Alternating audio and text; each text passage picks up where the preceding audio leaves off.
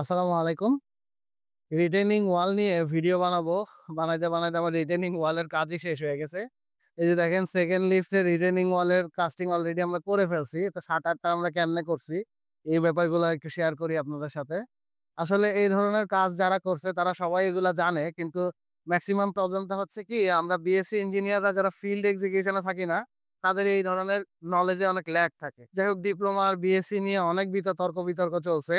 তো এই কাজগুলা কিন্তু ইম্পোর্টেন্ট। এগুলা আপনার বিএসসি ইঞ্জিনিয়ার হন আর ডিপ্লোমা ইঞ্জিনিয়ার হন আর সাইটের সুপারভিশনের কাজে থাকেন, এগুলা জানা ইম্পোর্টেন্ট। কারণ হচ্ছে যে আপনি ধরেন বিএসসি ইঞ্জিনিয়ার টপ ম্যানেজমেন্টে থাকবেন, আপনার সাইট ইঞ্জিনিয়ার যদি উল্টাপাল্টা করে তাকে তো ধরতে হবে। সো তাকে ধরতে গেলে কিন্তু এই ধরনের কাজগুলা সম্পর্কে আইডিয়া থাকতে হবে। দেখেন এই যে এটা হলো সেকেন্ড লিফটের শাটার করছি আমরা। এটা ঢালাই অলরেডি হয়ে গেছে। শাটারটা কিভাবে করা হয়েছে দেখেন। আমরা যখন ফার্স্ট লিফট কাস্টিং করছি, ফার্স্ট লিফট কাস্টিং এর সময় যে এরকম এখানে যে রডটা দেখতেছেন এটা হচ্ছে হোল করে রাখা ছিল। পাইপ দেওয়া আরকি, পিভিসি পাইপ দেওয়া। আমরা যদি এই যে এপাশে দেখি তাহলে বুঝতে পারবেন। যে এপাশে শাটার খোলা। এই যে দেখেন এখানে পিভিসি পাইপ দেওয়া ছিল।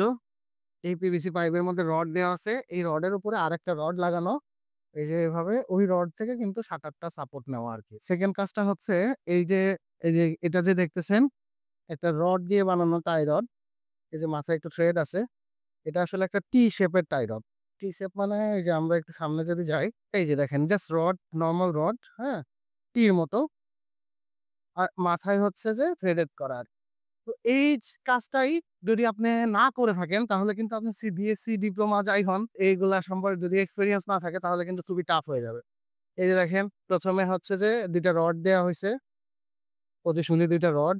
এই ২ টা রড দিয়ে চাপ দিয়ে শাটার গুলোকে লাগানো হইছে। এটার ওই অপোজিট সাইডে যদি আমরা দেখি, তাহলে ওই টি এর মাথাটা কিন্তু ওই সেম ২ টা রড দিয়ে চাপ দেওয়া। এটার কারণে যেটা হইছে যে শাটারটা কোন সময় ঢালাইয়ের চাপের কারণে ঢালাই যেহেতু রিটেইনিং ওয়ালের প্রেশার ডায়াগ্রাম দেখেন তাহলে দেখবেন যে মেক্সিমাম প্রেশারটা কিন্তু নিচের দিক। নিচের দিকে প্রেশার যেহেতু বাড়ে তার জন্য আমরা নিচের দিকে এই টাইগুলা দিয়ে আটকায় দেই। যাতে করে শাটারটা আর ঢালাইয়ের সময় ডিসপ্লেসড হয় না বা অনেক সময় শাটার এরকম ২ পাশ থেকে বড় হয়ে যাওয়ার চেষ্টা করে, সেটা আর হয় না। এটা হচ্ছে যে টাইয়ের সেটআপটা। আর এই যে দেখেন প্রপস দিয়ে সাপোর্ট দেওয়া হইছে এবং হচ্ছে আ এটার অল্টারনেট আরেকটা টার্ন বাকেল দিয়ে হচ্ছে যে টানা হইছে। এটা একটা অল্টারনেট আরকি। শাটার যেন টুইস্টিং না করে। আর এই শাটারের উপরে মুখ টানা মারা হইছে। মুখ টানাটা আমি এখান থেকে দেখাইতে পারতেছি না। দেখেন দেখা যায় কিনা। এই যে এরকম মুখ টানা দেওয়া থাকে। পিছনের দিকে কিন্তু এরকম কোন সাপোর্ট নাই। পিছনের দিকে জাস্ট শুধু ওই যে এরকম যেটা দেখা যাচ্ছে এরকম সাপোর্ট। তো আরেকটা ইম্পোর্টেন্ট জিনিস হচ্ছে আমরা যখন এই শাটারিংটা করব, এই শাটারিং এর আগে এই ফার্স্ট লিফটের ইমিডিয়েটলি নিচে ফোম লাগায় দেওয়া হয়। কিরকম ভাবে? এই যে আমরা যদি এই পাশে দেখি, এই যে দেখেন ফোম এখানে দেখাই যাচ্ছে। এই ফোমটা লাগানো কিন্তু খুবই ইম্পোর্টেন্ট। ফোম লাগালে যেটা হয় কি? আমার ঢালাইয়ের যে গ্রাউট ওটা লিক করবে না। সেক্ষেত্রে এই সারফেসটা ভালো আসবে। এই সারফেসটা যেটা দেখতেছেন এর থেকে কিন্তু অনেক খারাপ আসতো। হানিকম রিলেটেড ইস্যু তৈরি হতো। কিন্তু এখানে হানিকম হয় নাই। কারণ হচ্ছে এই যে নিচে লিফটে এরকম ফোম লাগানো ছিল। এই ধরনের কাজ একেকজন একেকভাবে করে। এখানে এভাবে করা হইছে। এখানে এই ধরনের ম্যাটেরিয়াল এভেইলেবল ছিল। শাটারের ডিজাইনটা নিয়ে আমি আরেকদিন কথা বলব। এটা হচ্ছে অ্যাঙ্গেল দিয়ে করা শাটার। শাটারের এই দিকের ডাইমেনশনটা কিন্তু ইম্পোর্টেন্ট। যেখানে মুভমেন্ট অফ ইনারশিয়া রিলেটেড একটা ইস্যু আছে। রেক্টেঙ্গেল সেকশনের জন্য যেটা BH³/12 আর একটা সেকশনের মুভমেন্ট অফ ইনারশিয়া যত বেশি হয় সেটাকে বেন্ড করা তত টাফ হয়।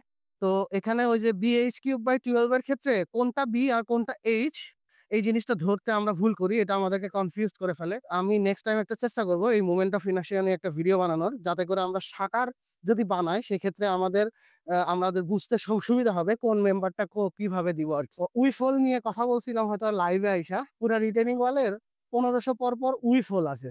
উইফ হোলটা একটু দেখাই। এই যে দেখেন এরকম ৪ ইঞ্চি ডায়ার উইফ হোল আছে। এরকম ১৫০০ পর উইফল আছে। এটা যেহেতু একটা ক্যান্টিলিভার রিটেইনিং ওয়াল, এই রিটেইনিং ওয়ালের এই পাশটা হচ্ছে টো স্ল্যাব আর ওই পাশটা হচ্ছে হিল স্ল্যাব। তো এই টো স্ল্যাবের এই পাশেই তো সয়েল ফিলিং করা থাকবে। আর যখন বৃষ্টি আসবে তখন বালির সাথে যখন পানি মিক্স হবে তখন কিন্তু ওই ওয়ালের উপরে প্রেশার বাড়বে। এই হাইড্রোস্ট্যাটিক প্রেশার এর কারণে ওয়ালের উপরে এক্সেসিভ প্রেশার আসতে পারে। এই এক্সেসিভ প্রেশার রিলিজ করার জন্য ওই উইফ হোল গুলা দেওয়া যেন পানি ওই দিক দিয়ে বের হয়ে চলে যাইতে পারে। এই ব্যাপারগুলা কিন্তু অনেক স্পেশাল ইঞ্জিনিয়ারিং না। বাট এগুলা খুবই ভাইটাল একটা ব্যাপার। জানা খুবই জরুরি। আপনারা এই রিটেইনিং ওয়ালটা অন্য কিভাবে করছেন এক্সপেরিয়েন্স থাকলে শেয়ার করবেন। আর আমার ভিডিওস যদি ভালো লেগে থাকে তাহলে আমার চ্যানেলটা সাবস্ক্রাইব করবেন। Thank you. সালাম আলাইকুম।